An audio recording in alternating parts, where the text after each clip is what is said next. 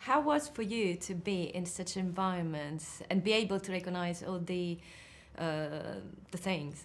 Well, last night was the first time I've seen it, and I saved it for the premiere so that I could be with my family. And I feel like it's a film that you're going to have to see more than once because there is a story there and an adventure that you want to go on, but there is also a visual feast which you're going to want to just sort of, you know, absorb.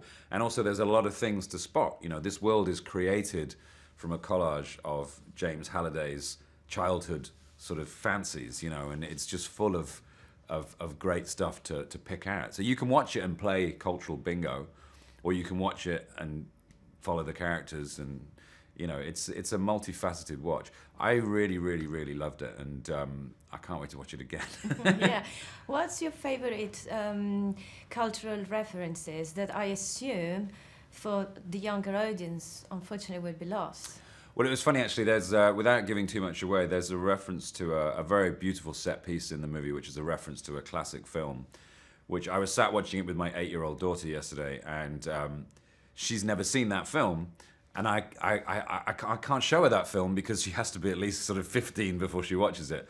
But I kept saying, look, when you get to the right age, you can watch this movie and you'll get this moment, you know. But I think there's plenty of stuff to discover. Kids will watch old films now and go, oh, I saw that in Ready Player One, you know. Yeah. Yeah, exactly about that.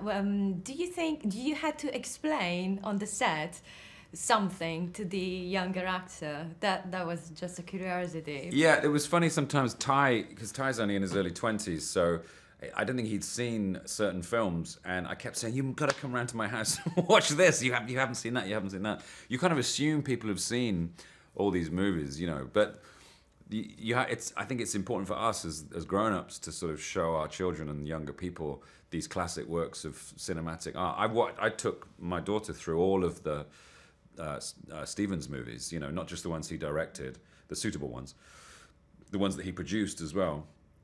She became very obsessed with watching Jaws, and I told her she couldn't watch it, and then I said she could come to the set and ask Steven if she could watch Jaws, and if Steven said yes, then I would let her, and Steven said no. Wow. Yeah. Talking about Steven Spielberg, how is he on set?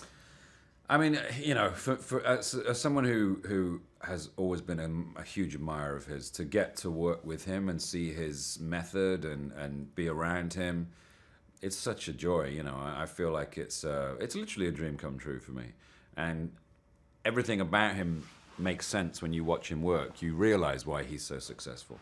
He has a fantastic eye, an amazing understanding of the cinematic arts. He's just, you know, he's the whole package.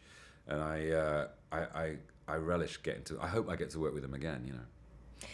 Talking about what's the core of the film? The virtual reality to escape the real reality. Do you think today we are living in this society, and to escape we use this social media drug? I think, yeah, we're in a very sort of nascent version of the Oasis at the moment. You know, we have this world to get away into, that we can be who we like, we can pretend to be who we like, we can say what we like, we can, you know, project a version of ourselves into this sort of virtual world. It is very similar to the Oasis, and in that respect this film is a bit of a cautionary tale. You know, it's not always good to only exist in a place like that. Are you yourself a little bit of a film nerd, film buff? Yes. Yeah. 100%.